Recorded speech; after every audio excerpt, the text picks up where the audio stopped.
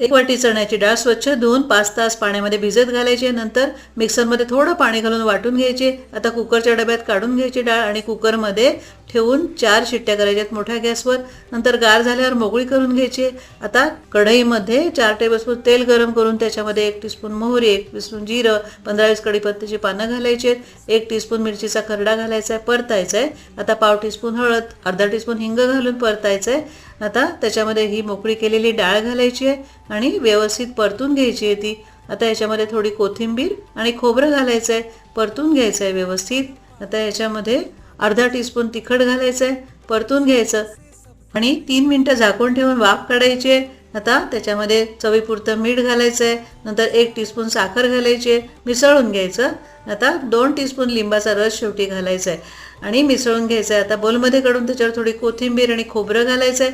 तयार आहे आपली ही नैवेद्यासाठी वाटली डाळ.